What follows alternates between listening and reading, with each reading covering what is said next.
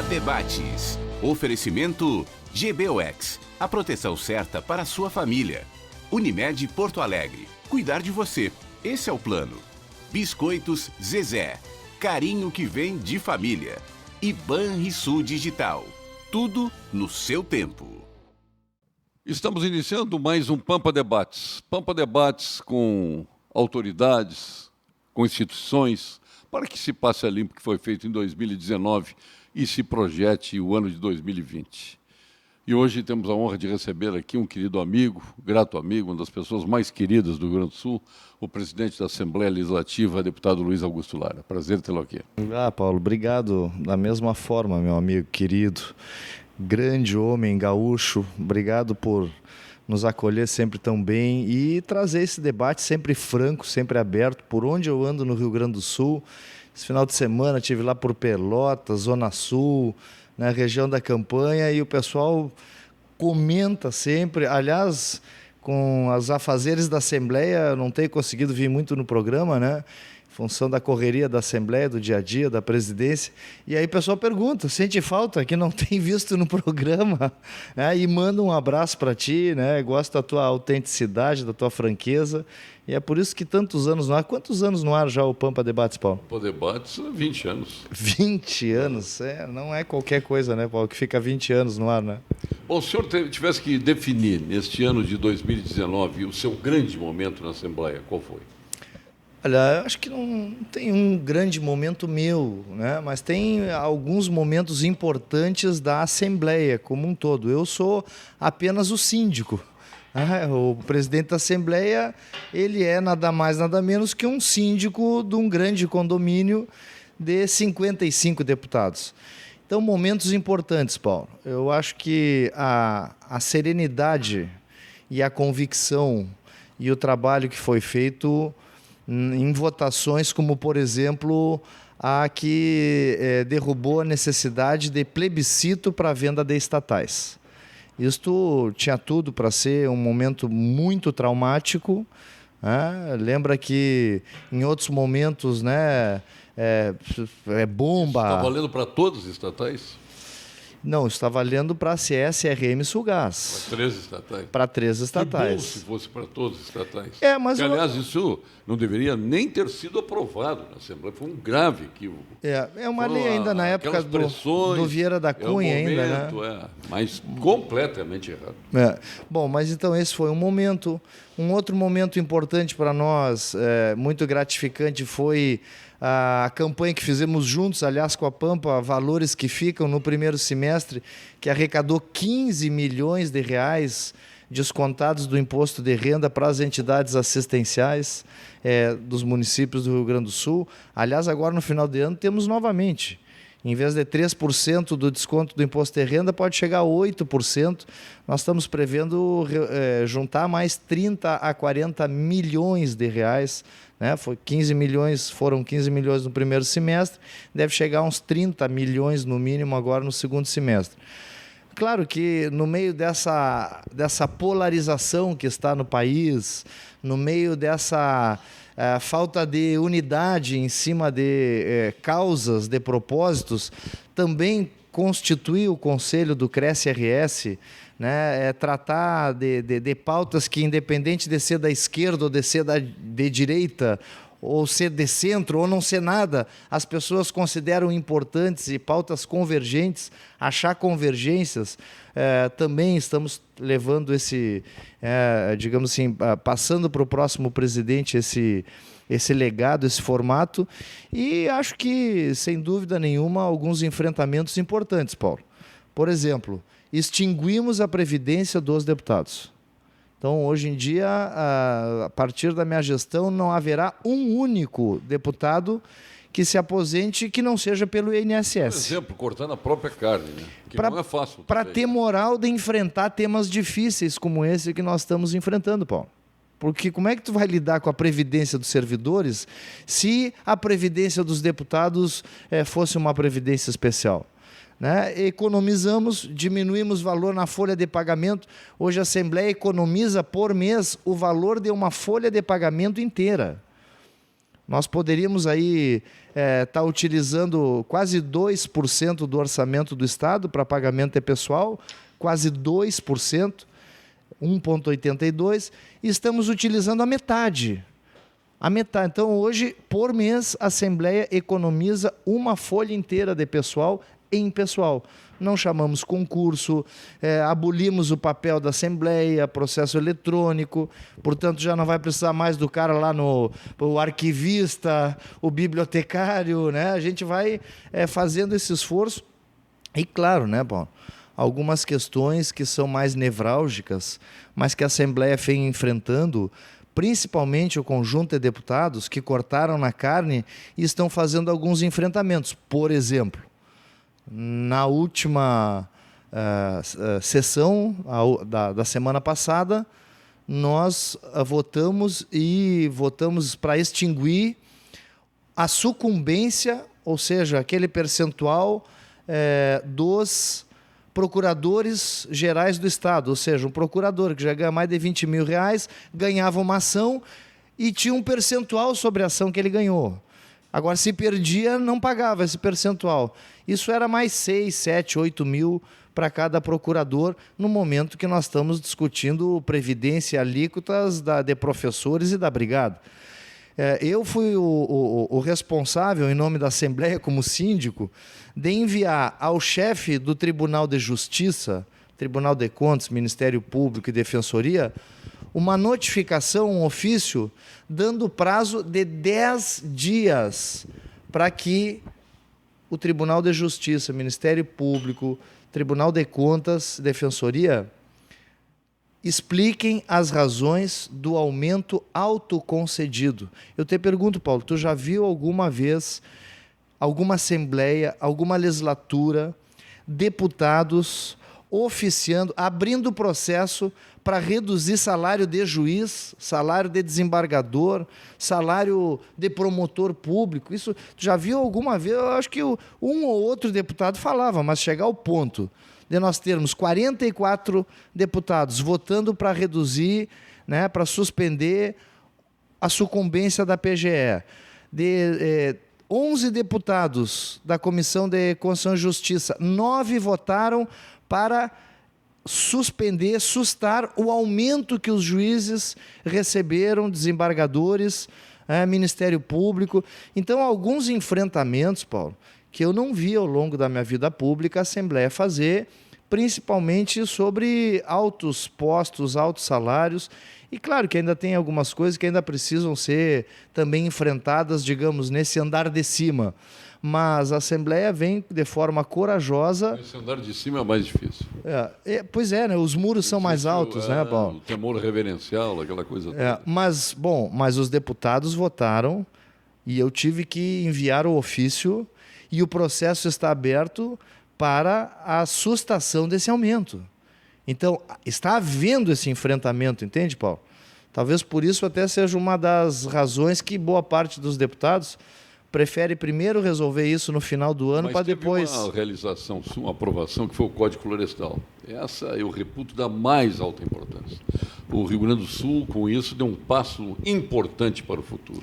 Nós tínhamos aí uma coxa de retalhos, entendimentos mais diversos, né? E esse merece ser comemorado por todo o setor agro, pela agricultura, pela pecuária do nosso Estado, e que sirva de modelo para o nosso país. Paulo, sem dúvida nenhuma, foi a última votação agora da Assembleia. O Rio Grande do Sul é o Estado, não é é o Estado mais hostil para investimentos no país. Não é por isso, não é à toa que nós perdemos aí nos últimos 10 anos, quase 1 milhão de pessoas saíram do Rio Grande do Sul. Gaúchos que foram para outros estados, morando em outros estados, 800 mil pessoas migraram do Rio Grande do Sul. Nossa economia. Por quê? Só na área de PVA nós perdemos, pega Gabaro, 3 mil caminhões foram sendo emplacados fora daqui. As locadoras todas emplacam fora daqui e circulam aqui, usam as nossas rodovias, usam a nossa estrutura e pagam fora, porque é inconcebível, né, o que se paga de PVA aqui, e ainda mais a tentativa que aconteceu, né, que ainda bem que o governador voltou atrás. Errar humano, persistir no erro é burrice. E ele foi muito inteligente voltar atrás. Perdemos a indústria cerâmica, a calçadista, parte dela. Tem gente se bandeando agora também para o Paraguai. O Paraguai é 15% imposto único. Né? E nós aqui precisamos de uma superestrutura para imposto. Né? Agora vamos prender o que estão chamando de sonegador, quem deve e não paga, por alguma razão deve e não paga. Quem deve e não paga... O sonegador é aquele que não registra os seus... Sonega informações. Este é o verdadeiro sonegador. Eu queria explicar o sonegador. Isso aí. Explicar o sonegador com sonegação é fácil. Sim. Eu estou dizendo aquele que sequer, né, demonstra... Não declara. Né? E aquele que declara e não paga alguma razão, tem o Estado tem que chamar para negociar. Aí é devedor, claro. Não é sonegador. Né? Isso aí tem que ser esclarecido. Sim. Paulo, então... Embora agora os dois sejam criminosos. Né? Paulo, então... Mas é mais fácil pegar o que deve e não paga. Sim.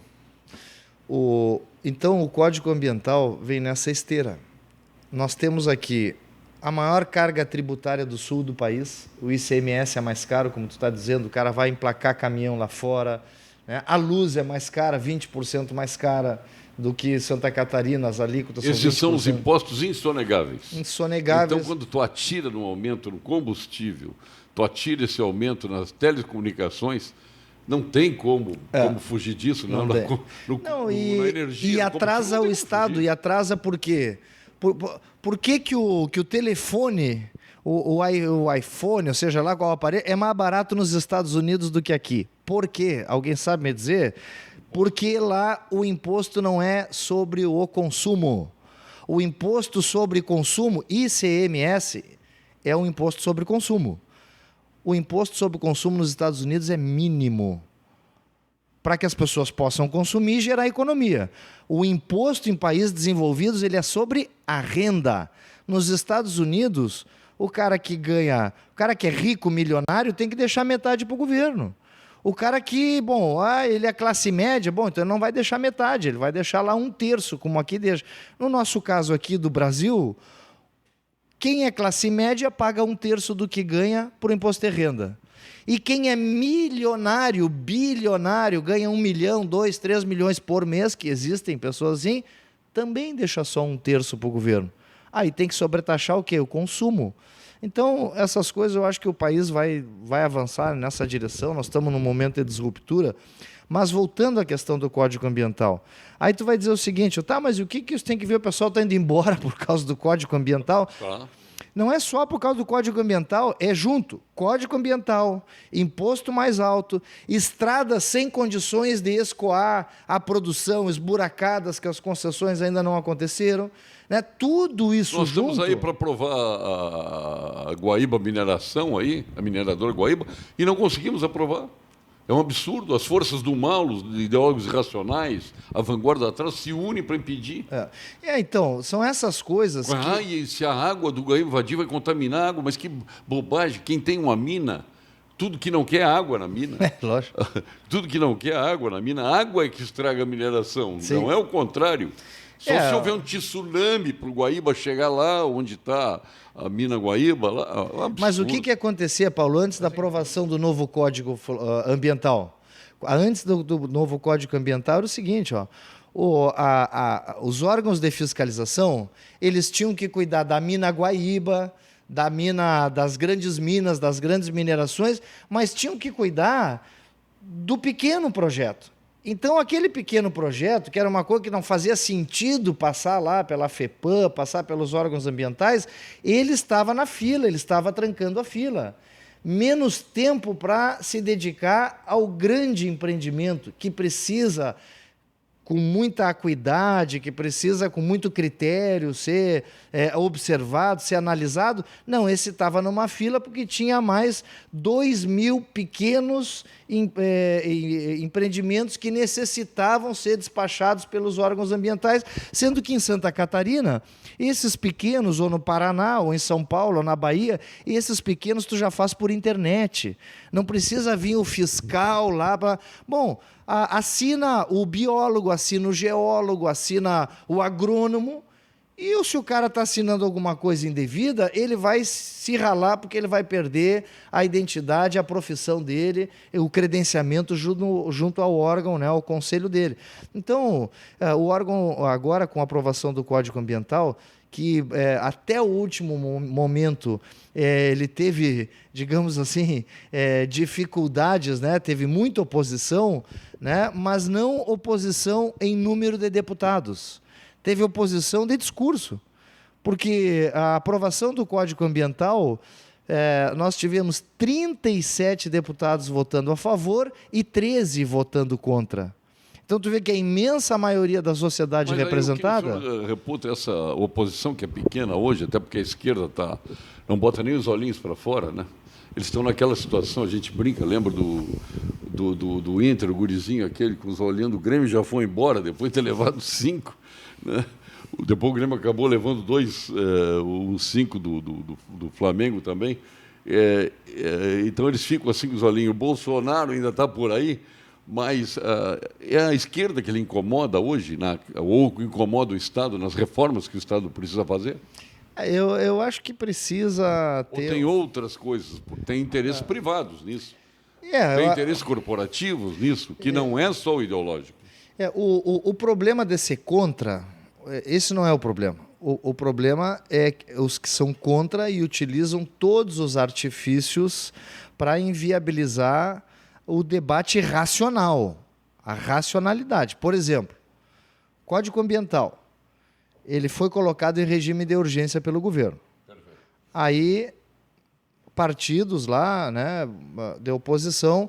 Isso aí foi uma grande jogada, hein? Ingressaram na justiça. Olha aqui, se teve um grande lance na Assembleia, foi o seu, esse aí. O que o senhor fez... é Jorge Jesus do Flamengo. É porque estava assim, eu vou chegar nesse ponto. Não sei se o senhor pode falar, porque não posso, claro. Parecer que está se exibindo. Não, posso sim, posso. É o seguinte, regime de urgência pelo governador. Aí os partidos de oposição ingressaram com uma ação e pediram para que regime de urgência não pode ser votado porque modifica profundamente o Código Ambiental, Paulo. Bom, e é verdade, a Constituição diz isso, foi retirado o regime de urgência. Mas o projeto já estava lá, seguiu tramitando. Foi para a Comissão de Constituição e Justiça. Na Comissão de Constituição e Justiça, nós temos 7 partidos. Cada partido pode pedir vistas por uma semana para apresentar emendas e fazer modificações. Então, tu vê, foi para a comissão... 7 partidos, cada um pode pedir uma semana de vistas para debater, para aprofundar.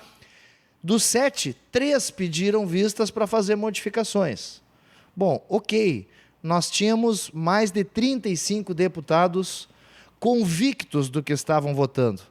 Chega no dia da votação, a oposição vai lá de novo e tenta inviabilizar, tenta brecar, barrar a votação. Aí o judiciário, através de um desembargador do Tribunal de Justiça, manda retirar de pauta, porque estava regime de urgência. Não estava, o regime de urgência nós já tiramos. Nós estamos num regime especial que não é de urgência, mas que permite emendas, que permite apreciação. O regime de urgência não permite apreciação por comissões técnicas, como o que estava agora ultimamente permitia. Paulo, resumo da história, Paulo. Conseguimos derrubar a liminar, porque se deu por satisfeito o desembargador, não, realmente obedeceu todos os ritos, pode colocar em votação. No dia da votação, quarta-feira, a Assembleia os deputados têm que dar quórum, têm que dar presença até às 2h15. Às 2h16, quando os deputados ainda estão se deslocando para o plenário, é pedido verificação de quórum por parte da oposição. Paulo, aí... falta um deputado para dar o quórum de 14 deputados às 2h15 e derrubam a sessão. Aí não, né, Paulo? Aí, olha aqui, nós temos a maioria da Assembleia convicta, a bancada do PT pediu, sim, mas está bem, é um direito, é regimental. Bom, mas aí não, são estratagemas, como se diria no passado. Utilizando o regimento, ok. Bom, mas então aí eu fui para o regimento.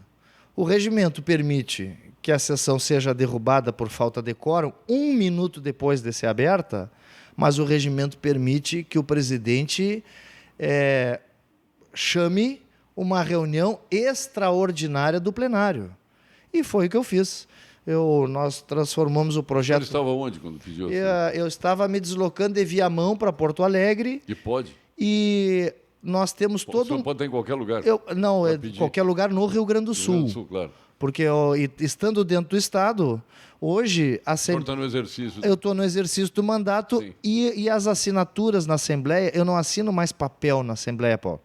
Eu estou abolindo o papel da Assembleia. As assinaturas são eletrônicas. As assinaturas de onde eu tiver, o processo cai no meu telefone e eu aqui valido ou não os processos legislativos, os processos administrativos. Aliás, eu mando para o governador os processos, depois de aprovado, via eletrônico. Não vai nem mais papel para o governo do Estado quando a gente aprova alguma coisa ou tem algum requerimento, algum ofício. Paulo, e essa chamada extraordinária, e aí eu tive que fazer 2 chamadas extraordinárias, porque foram mais de 6 horas de votação, de discussão, foi o que garantiu que nós votássemos este ano. Então, claro que eu fico assim, agora eu estive em Pelotas, fui para um debate de rádio, aí o pessoal meio ligado a algumas entidades ambientais, ONGs e tal, não, porque o senhor apressou. Não, meus amigos, se nós temos 37 deputados a favor, 13 deputados contra, que mais precisa? Há uma vontade da Assembleia de votar, há uma convicção... E quantos anos está em debate? 20. É o mesmo código há 20 anos. Eu faço uma pergunta para você ter feito. Que apressamento é esse negócio que vem sido debatido há mais de 20 anos, né, na verdade? E o que aconteceu, então, após a votação desse código? O resultado disso, que hoje nós temos paridade, igualdade de competir ambientalmente com Santa Catarina. Porque a nossa lei ela é praticamente igual ao Código Ambiental de Santa Catarina. Então, a gente vai para Santa Catarina, gosta lá do ambiente, do meio ambiente, das praias, né? A gente cuida para não jogar um papelzinho no chão em Santa Catarina, pois agora nós temos um Código Ambiental igual deles. Agora, eu lhe faço a pergunta. Paralela ao Código Ambiental, outros licenciamentos. Por exemplo, o Luciano Hang, da Avan, foi para Capão da Canoa, inaugurou lá um outdoor com o atrasômetro, onde conta ali o número de dias que ele está para colocar a loja lá, né, tem mais de 100 dias, ele faz uma inauguração, dá um pau no Dair, especialmente, né, porque ele precisa de um acesso ali na Estrada do Mar, não consegue, e ele vai e faz, reúne as pessoas ali, faz com aplauso geral, porque todo mundo precisa de emprego. Inclusive, o presidente Romildo andou contestando no nosso Pampa Debates Estrelas, né, a manifestação do Luciano Hang. Na realidade, ele tem toda a razão. Eu acho que esses processos têm que ser acelerados. O cara vai gerar quantas dezenas de empregos, centenas de empregos ali. As pessoas querem emprego. Quando se pensa em meio ambiente, quando se pensa em licença ambiental, você tem que pensar primeiro no homem. O homem é o centro do meio ambiente. Né? E nós temos que trabalhar o meio ambiente do homem pelo homem. Né? Nós temos o contrário, né, tia? É tudo contra o homem. Né? É tudo para neutralizar, como diria o Getúlio Vargas, o único fator que aumenta a dignidade do ser humano é o trabalho. Nós lutamos contra o trabalho. Não, é isso, é uma coisa meio insana, porque se faz um discurso, mas na prática não acontece o emprego, não acontece o imposto que o Estado precisa para colocar em dia. A renda para aquecer a economia. A renda para aquecer a economia. Então, tudo isso que nós estamos tratando, Paulo... A sociedade que vai ter melhores preços na concorrência. É isso beneficia aí. todo mundo. Então, o que nós estamos fazendo, Paulo, e vamos ter agora essa semana é uma semana, talvez a semana mais decisiva dos últimos 30 anos no Rio Grande do Sul. Porque nós estamos agora, claro que esses presentes, nós estamos no dia 24 de dezembro, né? Esses presentes de Natal normalmente se protelam para o ano seguinte, né? Então, obviamente que os fatores corporativos, eles acabam se juntando, né? E são forças. Por isso eu lhe pergunto, é apenas a esquerda que se contrapõe àquilo que o Estado precisa para fazer um ajustamento, para viver um novo momento? Ou tem as forças corporativas que são tão fortes ou mais fortes que a própria ideologia, ou elas estão interligadas? Eu acho que as forças corporativas, elas são de direita e de esquerda. Sim. Quer dizer, a esquerda, quando chega ao poder, leva para... A corporação é mais forte que o interesse ideológico. Não, a esquerda, quando chega ao poder, ela leva os seus aliados, que estão em corporações, que estão em empresas. Tem empresas que são simpáticas à ideologia da esquerda. Não acha só que a empresa é tudo de direita. Não. As empreiteiras que trabalham quando o governo é da esquerda. Não tem um alinhamento. Olha o Lula, quanta gente aderiu ao Lula, quantos empresários andavam lado a lado do Lula, então, festejando o Lula. Isso faz parte do jogo. O que a gente não pode é deixar isso embaixo do tapete e achar que tudo é só debate ideológico. Não, tem interesses, sim, comerciais, tem interesses corporativos que são legítimos, né, Paulo? Tá tudo bem. Só o que nós não podemos é ficar postergando as adaptações, ficar postergando as melhorias, as facilitações. O Rio Grande do Sul é o estado mais hostil para quem quer investir no país. Carga tributária, não tem logística, né? O imposto é alto, as leis fazem com que quem quer investir aqui tenha que se ajoelhar na frente do fiscal, pelo amor de Deus, deixa eu abrir a minha empresa, porque eu quero gerar emprego, gerar imposto. Tem 4 alternativas. Ou o cara se humilha para o burocrata, né? Implora a solução, que é uma. Porque o momento orgásmico dele é quando ele cria dificuldades, quando ele diz não, ele chega orgásmico esse momento. A segunda delas, vou falar com o teu chefe, que normalmente é um político. Ah, é? Vais falar com ele? Então resolve com ele, que aqui tu não resolve mais nada. Vira inimigo do burocrata. Terceiro, vai para a justiça, que leva uma eternidade. E quarto, corrompe. Ou vai embora, né? Ou vai embora, ou né? Desiste, ou vai embora. Ou desiste, não tem uma vai quinta embora, opção, né? vai embora. Vai para outro estado. Então tem uma quinta que eu não coloquei. Então a quarta, hoje é pecado, é algema e cadeia. E está certo. Então é muito ruim, né? Eu acho que a melhor de todas, já que o cara quer se instalar, gerar emprego e renda, trazer um benefício para a sociedade, vai te humilhar para o burocrata. Não, tem que facilitar, Paulo. É o que tem que mudar. E nós estamos facilitando o seguinte, olha, eu vou falar uma coisa que eu sei que vai dar uma polêmica aqui, mas é a minha posição, eu tenho que dizer. O Código Ambiental, ele abriu um espaço para uma nova forma de licenciamento, que é o licenciamento por adesão e compromisso. Ou seja, eu tenho um empreendimento, eu vou abrir uma barbearia. Pô, eu não tenho que ir lá pedir licenciamento, né? Ah, bom, mas tu tem que ir lá pedir o alvará, tu tem que ir lá pedir o PPCI do Corpo de Bombeiros. Não existe. Aí eu já não abro a barbearia. Eu estou falando a barbearia, a coisa mais singela, né? Mas tu vai esbarrar no PPCI para abrir a tua barbearia, tu vai esbarrar no alvará e, dependendo do lugar, tu vai esbarrar num licenciamento ambiental. Dependendo do lugar onde tu vai abrir.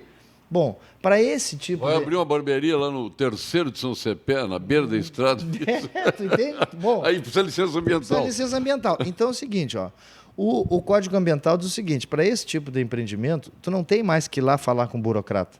Tu abre a internet, tu preenche os dados ali, tu envia e tu te autolicencia. Bom, se chegar lá e aqueles itens que tu colocou não forem verdade, tu omitiu, tu mentiu, bom, aí tu vai sofrer os rigores da lei, o fiscal vai chegar lá e vai ter... Não, para aí, ó. O senhor disse que tinha extintor aqui dentro, o senhor não tem extintor. Só mentiu que tinha extintor, tu vai tomar uma multa. Ok, mas tu abre a barbearia, tu gera emprego, tu começa a gerar o tributo. Bom, isso está valendo para o Código Ambiental, a partir da aprovação, mas tem que valer para o PPCI. É um absurdo PPCI só poder ser fornecido por bombeiros. Não existe, Paulo Sérgio. Tem que ser ou bombeiro ou engenheiro, ou até arquiteto. Entende? Há uma obra, só falta é o seguinte, tu ter que aprovar a obra em um órgão público. Quem é o responsável pela obra é o engenheiro. É o engenheiro. Se lá na KISS já tivesse uma lei que favorecesse a isso, lá na Kiss, quem estaria na cadeia seria o engenheiro responsável. É isso, Paulo. Pela segurança da Kiss. É exatamente isso aí. Até porque é o seguinte... Aí fica, joga pro outro, no fim não tem culpado. O bombeiro, né, além de todas as limitações que tem a corporação e tal, mas o bombeiro bem graduado, ele é graduado em quê? Em direito. É outro oficial bombeiro, né? Não, sim, o oficial bombeiro. Porque a praça não precisa ser graduada. Sim, o oficial bombeiro, o bem graduado, o bombeiro bem graduado, que é o oficial bombeiro, qual é o curso exigido? Direito. É um absurdo. Bom, quem entende de engenharia é o engenheiro. Quem entende de engenharia é o arquiteto. Então... Imagina o seguinte, vai um médico, vai fazer uma cirurgia, está diante do paciente, estudou tudo, tirou, fez ressonância, radiografia, o que for necessário, o exame de sangue e tudo mais. Tem que mandar para alguém aprovar a cirurgia. Manda para o advogado aprovar a cirurgia. O advogado do Ministério da Saúde, sei lá, eu para aprovar a cirurgia. Você vê a incoerência de uma coisa dessas. Então, Paulo, eu acho que o próximo passo agora mas as leis são incoerentes. Não, as leis, mas tem que arrumar. Uma vez eu entrevistando o Nelson Jobim, o Nelson Jobim me disse o seguinte: se queres aprovar uma lei no Congresso Nacional, ele que passou pelo Parlamento, pelo Executivo e pelo Judiciário. Ele esteve nos 3 poderes. E os 3 com força, com muita força, né? Por sinal.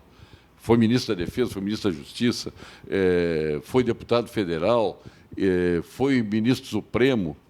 Aí disse: queres aprovar uma lei no Congresso Nacional, adjetiva ao máximo essa lei, engambela, atende os interesses corporativos, e tu tens ali uma colcha de retalho. Essa colcha de retalho, transformada em lei, ela vai para um advogado ver qual é o retalho que melhor lhe aprover para determinada ação. Escolhido o retalho, faz ação e cai essa lei na mão de um juiz, entendeu? O malfadado espírito do legislador. Não vai entender nunca. Porque o espírito do legislador foi deturpado por pressões corporativas. E ele diz isso no Congresso, e não é assim na Assembleia, nas câmaras de vereadores. Mas no caso da lei do PPCI, a chamada Lei Kiss, é um caso clássico de quando acontece uma tragédia, como foi aquela... Já tinha acontecido, a primeira foi no incêndio da Renner. Então assim, mas naquela que foi tragédia... da Cornena. Aí o legislador quer dar uma resposta para a sociedade à altura da tragédia. Então a resposta, ela vai sair da curva. Ela vai Mas ser... vai no centro de Porto Alegre ver quantos prédios tem PPCI.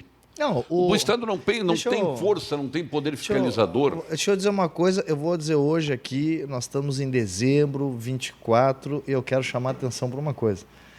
Nós temos, falou em centro de Porto Alegre, toda a questão do PPCI, o rigorismo do PPCI. Mas quais são os laudos estruturais de Porto Alegre? Tem algum laudo estrutural de algum prédio que esteja caindo? Quantas marquises estão caindo e não se tem laudo estrutural? Eu tenho isso essa semana. Então é o seguinte, não, o PPCI só por bombeiro, não pode ser feito por engenheiro.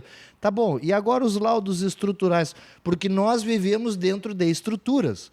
As estruturas corroem, as estruturas cedem, as estruturas caem. E isso não se fala. Fadiga dos metais. Dos materiais. Dos materiais, né, Paulo? Então é o seguinte, a moda é essa, é o PPCI que inviabiliza muitas empresas, que o pessoal desiste, acaba desistindo. Tu imagina se a morte do Gugu fosse no Brasil, com aquele teto de gesso. Já viria uma lei proibindo o teto de gesso. Enfim, o que aconteceu ali foi ignorância, não é no sentido de agressão. Todos nós somos ignorantes de alguma coisa. Eu ignoro medicina, ignoro... Não, eu ignoro subir no telhado, eu sou ignorante. Claro. Aí o cara, por ignorância, ele acabou morrendo. Mas aqui no Brasil, o que aconteceria? A lei do teto. O que é uma hipocrisia, viu? A lei do teto. Nós precisamos de lei do teto, mas não é para isso, viu, Paulo? Não é para isso. Mas nós já temos, que não é obedecido. Que também não funciona, também não funciona. Então, é exatamente aí que eu queria chegar. Se nós cumpríssemos as leis que já tem, que já existem, não precisaria fazer nova lei. A nova lei, ela é uma resposta hipócrita, muitas vezes, a um acontecimento isolado e que a gente, muitas vezes, por falta de responsabilidade nossa, a gente... não, isso aí deixa assim, deixa que aconteça. Então, assim, nesse momento, Paulo, nós não precisamos fazer mais leis. Nós precisamos simplificar as que tem. Enxugar aquelas, por exemplo, tu pega o cara, agora vamos voltar no empresário lá. Aí o empresário conseguiu, ele passou pelo PPCI, ele passou pelo fiscalismo ambiental, ele passou pelo imposto draconiano que nós temos aqui, que tem que ser pagos. Tá bom, tá, mas agora eu quero ver o seguinte, ó, se eu estou pagando certo o meu imposto aqui. Não, porque também tem isso, o cara paga e não sabe se... Mas como não sabe se está pagando? Não, não sabe. Tem tanta lei, tanta resolução, tanto detalhe, que o cara está pagando, acha que está pagando certo e está faltando vezes, coisa... leis inconstitucionais. Leis inconstitucionais. Eu me lembro da lei da mãozinha do Fogaça. Aquilo ali, quem legisla trânsito não é o município. São leis federais. A luz acesa nas estradas do nosso amigo Onyx, chefe da Casa Civil, do governo Bolsonaro, naquela época ele não podia legislar sobre isso. Aí tudo a gente quer resolver com base... Não estou dizendo que ele não tivesse razão em fazer, tanto que depois veio. Ok, mas tudo quer se resolver através de uma lei. E não é a lei, é o costume das pessoas que faz com que o país vá para frente e resolva e tenha ética. Agora da segurança pública, já tem uma decisão federal. O governador devia retirar essa segurança pública. Já tem uma lei federal. Concordo. Retira. Para que discutir o que já está discutido? Acho que é só para deixar mais agudo, para agudizar o problema do Rio Grande do Sul, Paulo. Hoje, o que falta de dinheiro do Rio Grande do Sul é a questão da Previdência. É os 12 bilhões da Previdência. Se nós vai continuar igual, as pessoas vão continuar se aposentando. Não pode colocar no mesmo saco um soldado da brigada e um coronel do exército, da brigada militar. Não corre atrás de bandido. Nós conhecemos, nós sabemos quem corre atrás de bandido. Quem envelhece nas ruas patinando. É isso aí, nós sabemos. Então, está do lado dos soldados quando interessa, está fora dos soldados quando interessa. Eu não estou criticando, tenho tantos amigos coronéis. Se eu fosse coronel da brigada, eu estaria aposentado há 20 anos. Eu estaria aposentado há 20 49, anos. Paulo. Há 20 anos eu estaria aposentado. Imagina. Não faz sentido. Não faz. E assim, nós estamos num Olha momento... aqui, tem gente, o general Mioto, a expulsória pega ele aos 65 anos. O general Mioto não poderia até os 75? Nossa, mas com vigor Mioto, físico, com aquele vigor, tudo. com o tirocínio, não, no auge da carreira. No auge da carreira, é injusto, não é? E ele gostaria de ficar, Paulo, sinceramente. Porque o bom é que a gente tivesse aos 30 anos a cabeça que a gente tem aos 60. É verdade. Né? Porque aí, mano, a natureza não nos dá esse privilégio, mas esse seria o bom, né, Paulo? Às vezes dá. Às vezes Pega dá. para o militar, dá, porque o cara é altamente preparado. É verdade. Eu acho que o general Mioto está com mais vigor hoje, aos 65, do que quando tinha 35. Olha a forma física do homem. Não, está bem mesmo, tá magrinho, Mioto. Bom, o senhor teve tantas alegrias, tantas realizações. Eu acho que foi a presidência da Assembleia que mais fez pelo Rio Grande.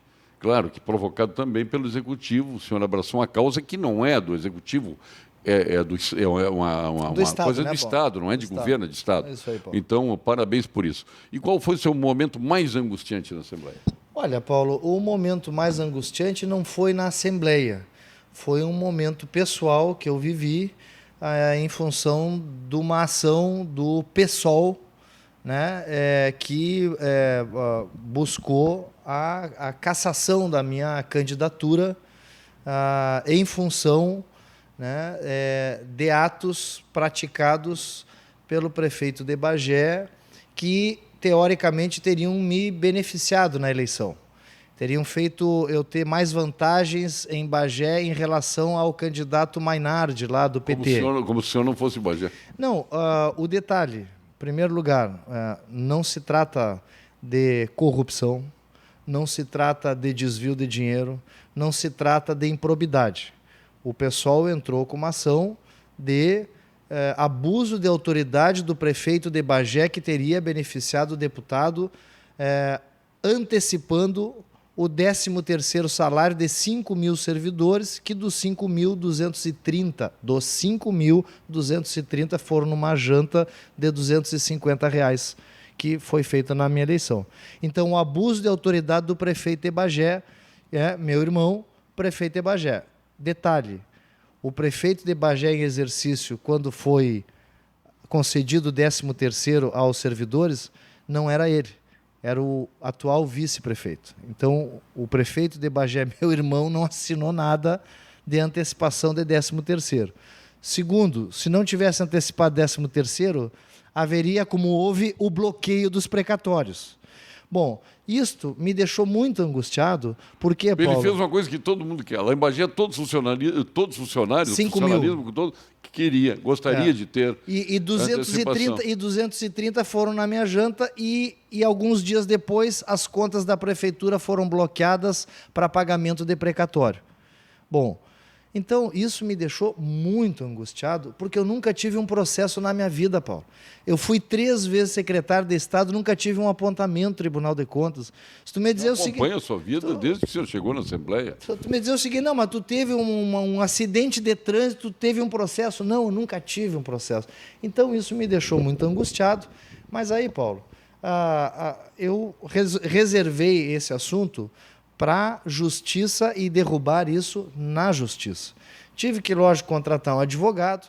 No meio de todo esse ano, que tu imagina, reforma da Previdência, eu mandando ofício para o Judiciário para reduzir o salário de juízes. Parabéns, porque essa ação não lhe afetou, a sua atuação como presidente da Assembleia. Eu achei que o senhor ia se encolher, sinceramente. Não, Paulo, não, a missão é maior do que uma questão não deixou de mostrar cara, esteve presente em tudo.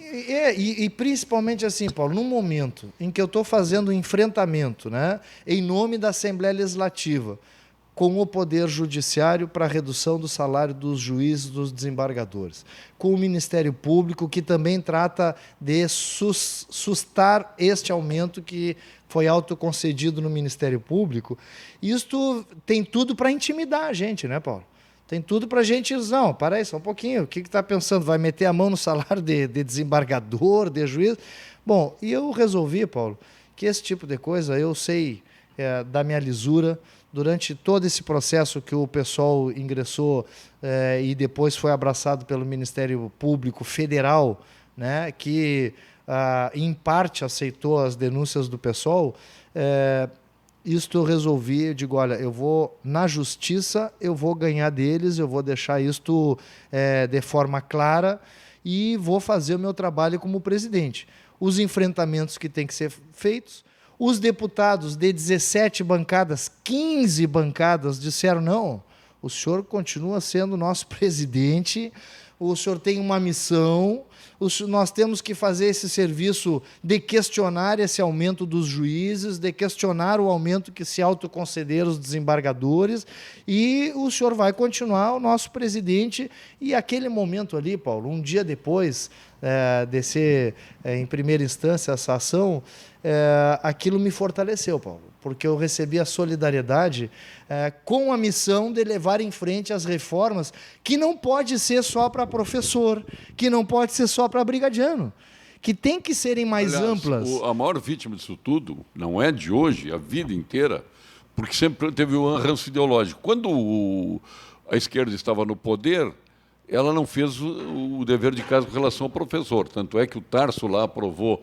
um salário dos professores, que era o salário base, e que, quando governou o Estado, o piso, né, que era o base, chegou no Estado, não praticou. Não deu piso. Então, o professor é prejudicado sempre, em todos os aspectos. Não pode um soldado aluno da brigada ganhar quase 5 mil reais e um professor ganhar R$ 1.800. É isso aí. Não estou contra o soldado da brigada, acho que devia ganhar até muito mais.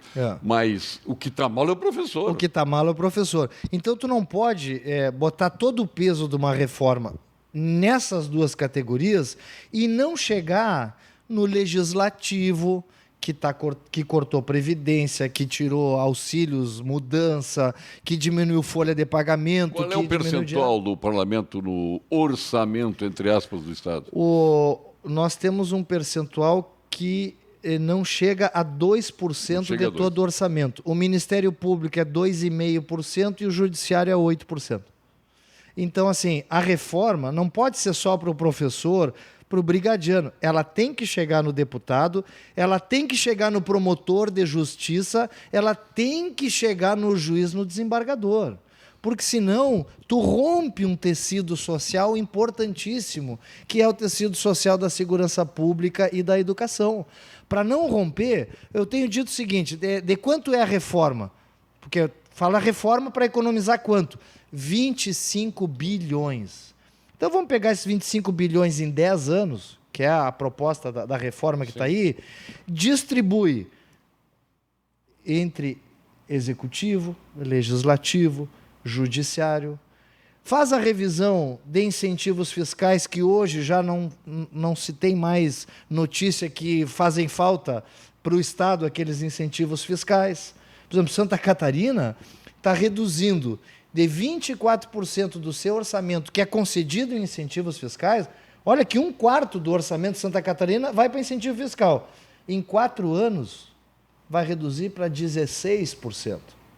E aí tu entende por que Santa Catarina não aumenta imposto, tu entende por que Santa Catarina consegue avançar. Mas aí a questão do incentivo fiscal, eu acho que tem que ser mais claro no sentido. Foi concedido para a empresa tal, essa empresa tal está trazendo retorno de tanto impostos, a partir do incentivo, acrescentou tanto em faturamento, tanto imposto, tanto empregos, isso que precisa saber. Eu não quero saber o que foi dado, mas é o retorno que se tem. O retorno. Porque nós tivemos muito Fudopem que foi dado nesse estado, com redução de emprego. Um é o da Brahma. A Brahma saiu dali, vendeu a Brahma, comprou... A IESA recebeu 140 milhões, um ano depois foi embora. Foi embora.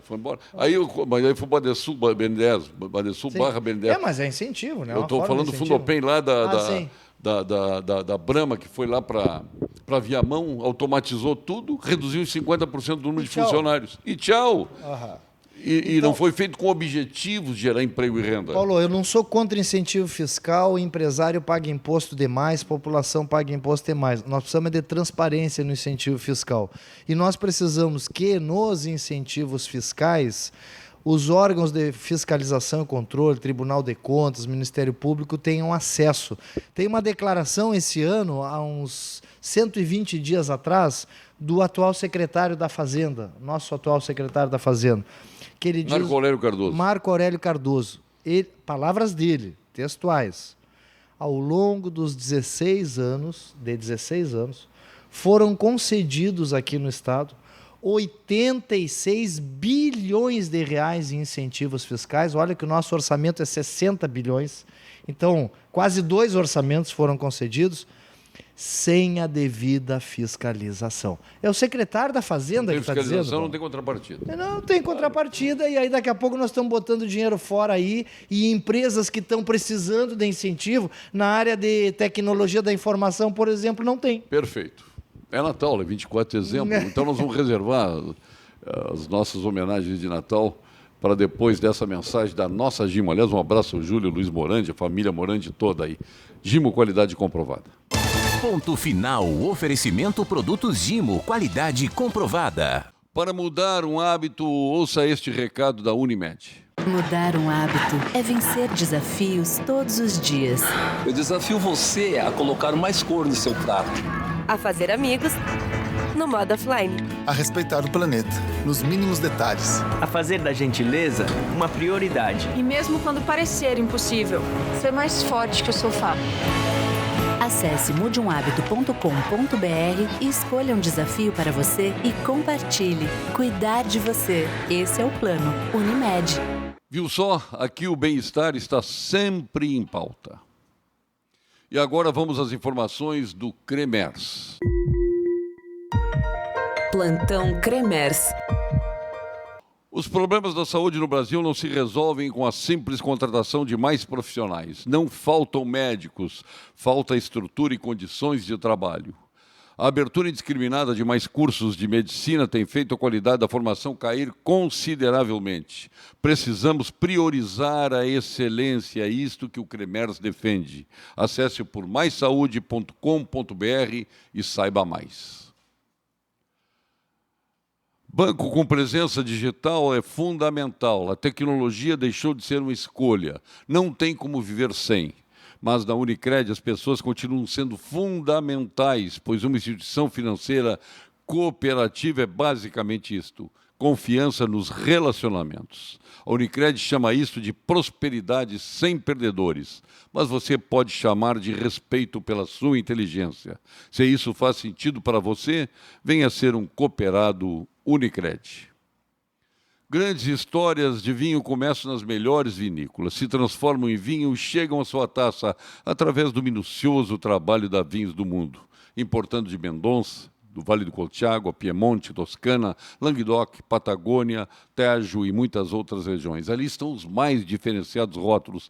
Viva a melhor experiência do velho e do novo mundo em uma das lojas da Vinhos do Mundo. Na Cristóvão Colombo, 1493, na Getúlio Vargas, 1135 e na Lípio César, 203. E vamos agora ao quadro de saúde com o nosso PhD em Oncologia, titular do Clínicas, do Ernesto Dornelles, sócio fundador do Instituto Oncológico Kaplan, o Dr. Gilberto Schwartzman. Fale, Gilberto. Olá, Paulo Sérgio. Eu soube que tu tens um amigo aí no programa que fuma há bastante tempo e muito, não é verdade? Pois ele deve conversar amanhã mesmo com o seu pneumologista sobre como parar de fumar e falar sobre a tomografia computadorizada do tórax, que é um exame que é a grande novidade na detecção precoce do câncer de pulmão nesses fumantes pesados. É uma informação muito importante. Um forte abraço, Paulo Sérgio. E agora, no ponto final, nosso deputado, presidente da Assembleia Legislativa, Luiz Augusto Lara, que está encaminhando a sucessão, que ocorre dia 4, em novo horário. Né? 3. Ah, dia 3. Dia 3 de fevereiro, né? Em novo horário. Vai ser que horas? 10 da manhã? 9h30 da manhã. 9h30 da manhã. Então, eu acho que a troca de horário foi boa para todo mundo, né? Sim. É um horário espetacular. E vem aí um substituto espetacular também, verdade. O deputado Hernani Polo, do nível de Luiz Augusto Lara. Então, melhor, acho que as coisas... Melhor. Não, eu coloco os dois no mesmo nível. Os dois são meus amigos e não é por ser meus amigos. Os dois são extremamente competentes. O Hernani tem me ajudado muito. Nós fizemos uma gestão compartilhada. Todas as decisões que eu tomei em conjunto com ele e com os próximos presidentes. Que serão o Gabriel Souza e depois o Valdeci Oliveira. Do PT. Do PT. Então, há um rodízio de presidentes. Fizemos um planejamento estratégico pelos próximos 10 anos. Então, a Assembleia hoje não corre mais o risco de... Ele vai manter o Cresce-RS, que eu gostei, ele vai manter todos. Vai manter o Cresce-RS, vai manter a campanha do Imposto de Renda, que destina recursos para as entidades assistenciais. Bom, tanto para crianças como para idosos. Então, assim, sem interrupções, porque esse é o problema do sistema público de administração. Entra um, desmancha tudo que o outro fez, quer começar do zero, não dá tempo. A gente vê isso muito com o prefeito, com o governador. E a Assembleia, nessa legislatura, resolveu aglutinar, fazer um plano único, e aí poupa dinheiro, e o dinheiro que sobra na Assembleia é utilizado pelo Poder Executivo. Hoje, o governador já utiliza do fundo da Assembleia, que tem um fundo em torno de 100 milhões, utiliza integralmente os 100 milhões da Assembleia para ajudar a diminuir um pouco essa angústia e o sofrimento do Estado. Mais tarde nós vamos tomar um espumante, claro, né? Natal, né? Merecemos. Né? Mas essa aguinha está boa também. O nosso peru e essa aguinha Itati aqui é muito boa. Um abraço ao Dirceu aí. Agora, o senhor tem me franqueado nossos microfones e câmeras aí para se dirigir a esse Rio Grande do Sul de Deus. O senhor vai falar para 106 retransmissoras, 4 geradoras. Lembrando que no dia 24 de janeiro teremos o nosso fórum lá em Atlântida, Nassau, falando sobre desenvolvimento econômico. Vamos falar sobre o financiamento do desenvolvimento econômico numa parceria com a Assembleia Legislativa do Estado e com a Secretaria de Desenvolvimento Econômico. É isso aí, Paulo. A gente não vai parar nem em janeiro. Nós vamos seguir trabalhando janeiro até fevereiro. Não tem férias esse ano, mas a causa é importante e o momento que nós estamos vivendo requer isso. Eu, Paulo, quero só agradecer o carinho ao longo desse ano todo que tu tivesse comigo aqui. Os momentos mais difíceis, sempre recebi uma mensagem tua. Eu fiquei muito contente assim, por ter um ano onde os amigos tiveram presente junto comigo. Então eu gostaria... Aí que se revelam os amigos. Né? É aí que se revelam, né, Paulo? Então eu gostaria de desejar... Quando tudo é felicidade, confete, serpentina, é fácil. Né? Não, para festa tá cheio, né, Paulo? Tá cheio. Agora, para tratar aquela história do meu pai e da minha mãe, né? Do meu tempo de guri lá em Cachoeira. Né? Então, Paulo, eu gostaria, assim, mesmo sendo um ano duro, difícil, para o funcionalismo, para os empreendedores, né, para aqueles líderes, né, como tu, né, e nós que somos líderes, né, a gente fica angustiado de ver o nosso estado numa situação difícil, mas assim, eu tenho a certeza que nós vamos tirar o estado da crise. O Brasil vai crescer. Pode ter gente que gosta ou não gosta do governador, do presidente da República, mas a verdade é que nós estamos num caminho de crescimento, Paulo. Então, assim, temos que nos manter unidos, né? Nós temos que, por mais que as dificuldades estejam aí, elas têm que ser compartilhadas por todos e não por alguns, e nós vamos tirar o nosso estado da crise, porque o Brasil está puxando o crescimento e vai puxar o crescimento. Então, eu gostaria de desejar um Feliz Natal para todos, um ano novo cheio de saúde, de prosperidade, né? Vida longa à nossa Pampa, vida longa ao Paulo Sérgio, né? Grande parceiro, grande amigo, grande chefe de família, e a gente não precisa de mais leis para fazer homens como tu, a gente precisa de exemplos, né, Paulo? Tu é um grande exemplo, por isso tu é sempre homenageado pela Assembleia, por isso tu é reconhecido e admirado pela população gaúcha.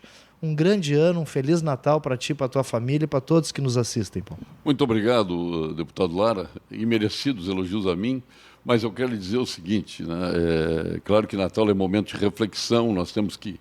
É um momento porque a gente se recolhe um pouco, eu acho o Natal ele carrega em si um pouco de tristeza, porque a gente começa a se recordar do passado, dos pais juntos, enfim, aquela coisa toda, né? Isso traz um pouco de angústia. Eu, na realidade, no Natal eu gostaria de desaparecer, eu não gosto de andar nas ruas, ver aquelas crianças, né? Me dá uma tristeza ver crianças abandonadas, ver zumbis, né? Aqueles deserdados da sorte nas esquinas, enfim, isso dói muito. Mas até e isso se a gente pudesse Paulo, fazer para todos alguma coisa. Essa reflexão é importante, Paulo, porque ao menos a gente para um momento, como um todo, a comunidade, a população, para refletir nessas coisas que no dia a dia passam batido. É importante um pouco de luto, é importante um pouco de amadurecimento dos sentimentos da gente. O Natal traz isso, mas também logo depois do Natal, que também... aí vem a alegria, vem a expectativa, vem a esperança de um mundo melhor e de um país melhor, né, Paulo? Perfeito. Então, Feliz Natal, meu querido amigo, presidente da Assembleia. Continue essa carreira, essa trajetória do sucesso, né? Eu sei que o senhor mira no Piratini. Né? Não miro no Piratini. Mas como? Não miro no Piratini. Mas vem cá, eu se fosse deputado, se estivesse no seu lugar, eu miraria no Piratini. Qual é o problema? Não, Deus é que sabe, Paulo. Vamos trabalhar. Não, mas é verdade, o senhor agindo corretamente. Não é que vai derrubar governador, não é isso. Existem as vias democráticas, né? E o senhor tem todo o direito de pensar em ser governador do Estado. E tem qualidade, tem competência para tal. Obrigado, meu querido. Então, é justo que o senhor pense nisso.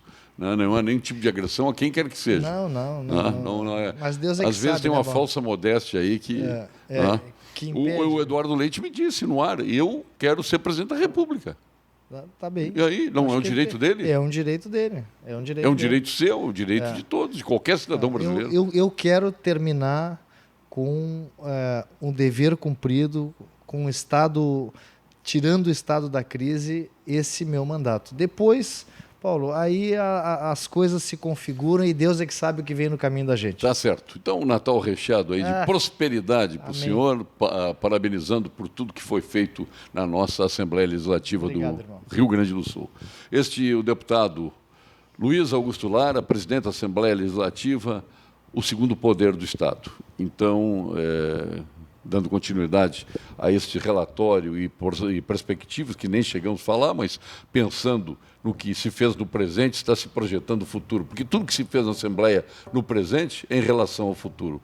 Então, indiretamente, nós já projetamos o futuro do Rio Grande bem melhor do que vivemos hoje. E que, especialmente os professores, tenham solução para suas pendências aí, porque realmente o processo das igualdades ele tem que ser estabelecido de alguma forma. E esta luz nós vamos encontrar, se Deus quiser. Amém. Feliz Natal para todos. Boa noite.